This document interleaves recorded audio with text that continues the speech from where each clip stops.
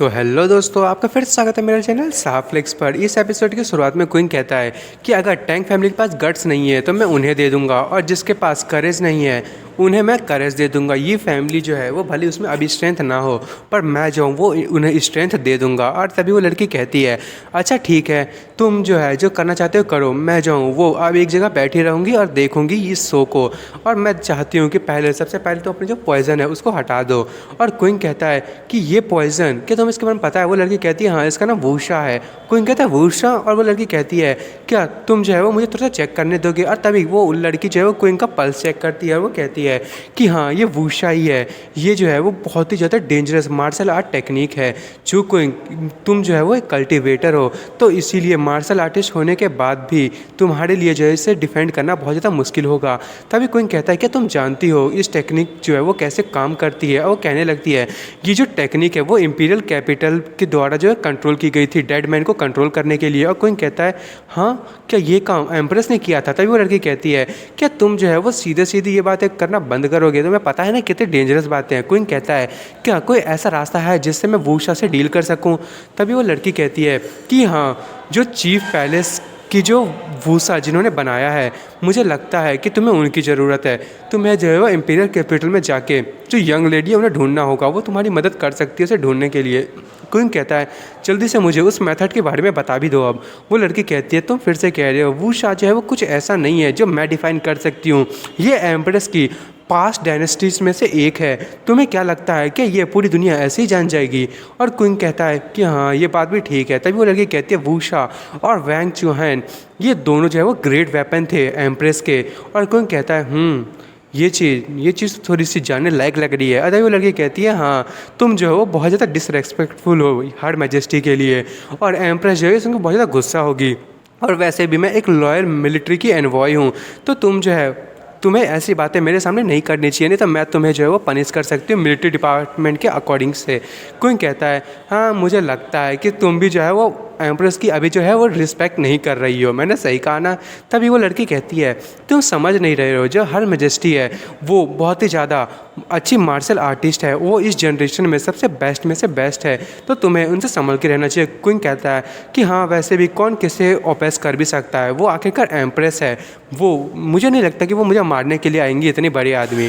और तभी वो लड़की हंसने लगती है। और उसके बाद क्विंग कहता है कि ये जो वूशा टेक्निक है इसको प्रैक्टिस करना बहुत ही ज़्यादा मुश्किल होगा। और कुछ दिन पहले जो ली हुआंगार है उसने पता नहीं इसको कैसे सीख लिया। आखिर ये जो है इतनी अल्टीमेट स्टेट, आगे मुझे समझ नहीं आ रहा वो ऐसा उन्होंने कर कैसे पाया। तभी वो लड़की कहती है ये बिल्कुल ही नॉर्मल है।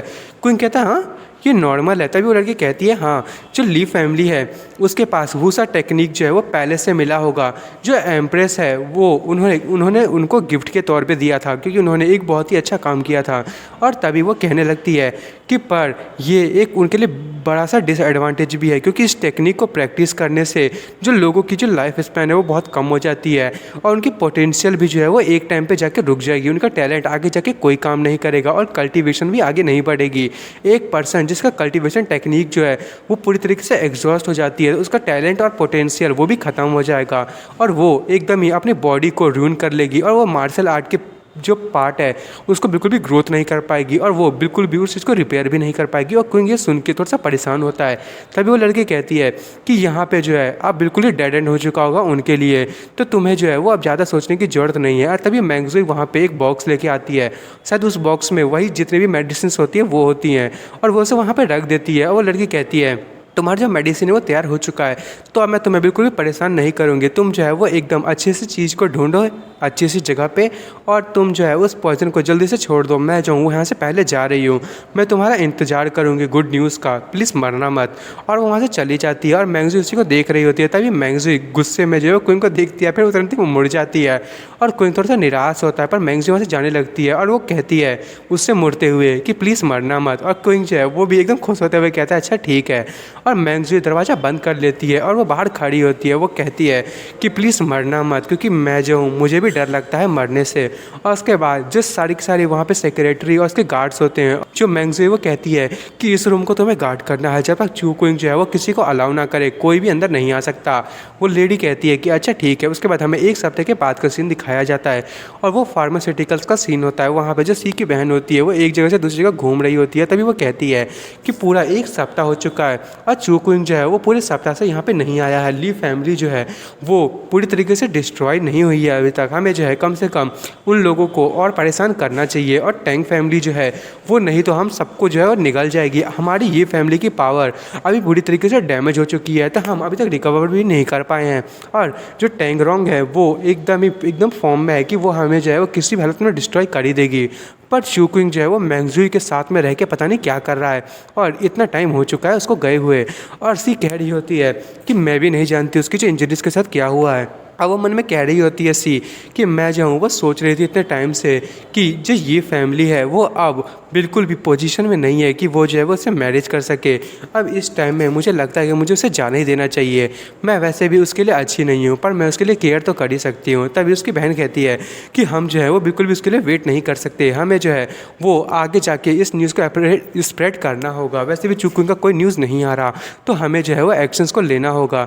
और तभी जो साइंटिस्ट होती है वो दौड़ते हुए आती है। वो कहती है कि क्विंगवे 2 सक्सेसफुली तैयार हो चुका है और इसकी जो एफिशिएंसी है वो टेस्ट मैंने कर लिया है, ये बहुत ही ज़्यादा अच्छा है और ये मार्केट के पोर्शन से भी बेहतर है। और ये सुन के जो सी है उसकी बहन एकदम ही खुश हो जाती है और वो कहती है उसकी बहन सी की कि बहुत ही अच्छा, बहुत ही अच्छा। और तभी वो कहती है कि अब ये जो मैटर है बस इसको जल्दी से लीक करना है और ये जैसे ही फैलेगा हमारी जो करंट स्ट्रेंथ है वो बढ़ जाएगी। क्विंगवे 2 है, हमें इसको हमेशा सेफ रखना होगा।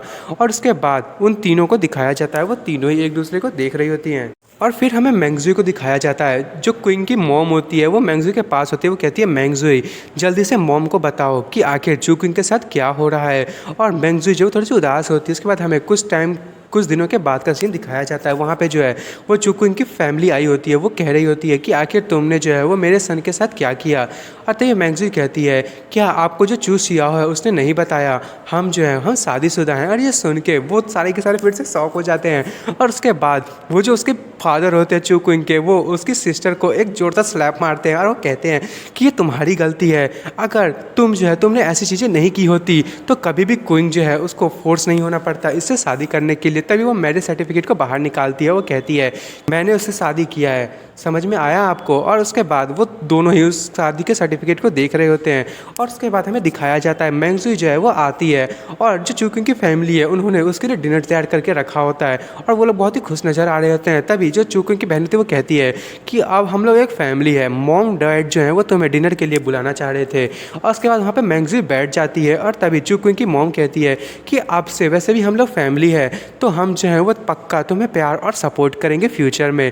और ये सुन के मैंगजू जो है वो थोड़ी सी ब्लश करने लगती है और वो मुस्कुराते हुए कहती है फैमिली। और उसके बाद उसे कुछ याद आने लगता है। वो मोम करते हुए किसी लड़की के पास जा रही होती है, पर तभी वो लेडी जो है वो उसे स्लैप मारती है और मैंगजू जो है वो बेचारी नीचे गिर जाती है।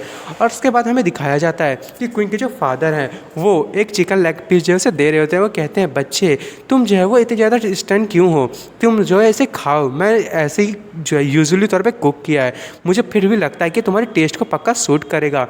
और चू क्विंग की बहन होती है वो कहती है कि ये वैसे भी बहुत ही ज़्यादा अनयूजुअल किड है और वैसे भी तुम जो है वो इतनी ज़्यादा बड़ी हो चुकी हो। और तभी जो उसकी जो फादर होते हैं चू क्विंग के, वो एक पीस को उसके मुंह में मारते हैं और कहते हैं तुम जो है तुम्हें बोलने की ज़रूरत नहीं है, आखिर तुम इतनी डम तरीके से कैसे बिहेव कर सकती हो। तभी मैंगजू जो वो खुश होती है और वो उसे खाने लगती है। और फिर हमें दिखाया जाता है उस रूम का सीन जहाँ पे मैंगजू और क्विंग की मम्मी होती है और मैंगजू मन में सोच रही होती है कि मेरे पेरेंट्स जो थे वो कभी भी मुझसे इतने अच्छे तरीके से बिहेव नहीं कर सकते थे और मैं जो इन्हें नहीं बता सकती कि चू क्विंग जो है वो एक उसके साथ बहुत बड़ा एक्सीडेंट हुआ है। और तभी वहाँ पर सेक्रेटरी जो है वो आती है। वो कहती है मिस चूकुइंग। और तभी वहाँ का जो रूम है पूरा साइलेंट हो जाता है और मन में कह रहे थे चूकुइंग क्या वो रिकवर हो चुका है या फिर। और तभी वो खड़ी होती है और वो जाने लगता है। वो कहती है मॉम मैं जो हूँ वो आपको उसके पास ले चलती हूँ। और फिर हमें दिखाया जाता है कि जो चूकुइंग है वो जो है वो तुरंत ही दरवाज़ा खोलता है और उसकी जो बॉडी है उसके कपड़ों पे पूरा ब्लडी ब्लड होता है और वो दरवाजे के बाहर से जो है वो हवा खा रहा होता है। तभी उसकी जो मॉम और जो मैंग्स है वो अंदर आते हुए कहते हैं चूकुइंग आखिर तुम्हारे साथ क्या हुआ। और तभी चूकुइंग कहता है मॉम। और तभी हमें दिखाया जाता है चूकुइंग जो है वो मैंग्जी को देख रहा होता है। वो कह रहा होता है कि क्या तुमने मेरी मॉम को सब कुछ बता तो नहीं दिया। और मैंग्जी को अपना सर हिलाने लगती है। और दोस्तों मैं इस एपिसोड को यही ख़त्म कर रहा हूँ। अब देखते हैं क्वीन की लाइफ में कुछ अच्छी चीज़ें स्टार्ट हुई हैं तो अब बहुत मज़ा आएगा। तो आपको जो है मेरी वीडियो को लाइक एंड सब्सक्राइब करना है, ये चीज़ बिल्कुल भी ना भूलें। Thank you for watching.